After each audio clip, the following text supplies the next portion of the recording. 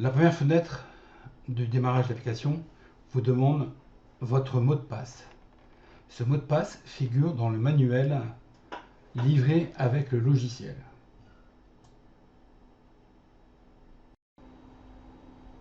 Maintenant que vous avez démarré l'application, vous devez la configurer.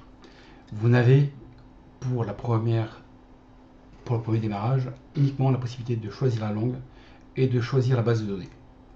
La langue, cliquez sur langue et vous avez le choix entre français, anglais, italien, allemand et néerlandais.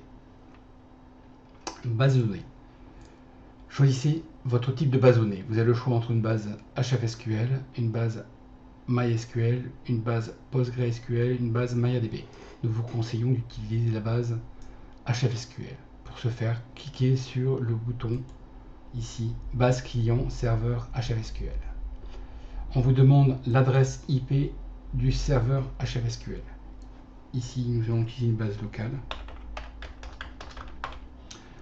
Le port par défaut pour la base HFSQL est 4900.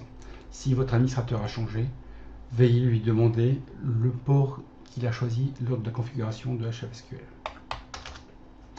Le nom de la base de données qui permettra à tous les postes de se connecter. Ici, nous allons prendre alarme démo. Le mot de passe administrateur d'accès à la base de données. Pour une base HFSQL, le compte administrateur est admin. Et le mot de passe, celui dont votre administrateur a choisi et défini.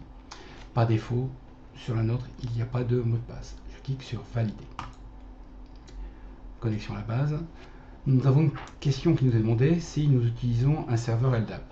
Le serveur LDAP vous permet deux choses. La première chose, c'est l'authentification de l'individu. Donc on a une authentification du poste par le nom NetBIOS du poste, mais également une authentification par le login de l'utilisateur. Un login court ou un login long. Vous verrez ça plus tard dans la configuration. Ici, je réponds oui. Maintenant que la configuration est faite, nous avons accès aux tous les autres modules de configuration du logiciel.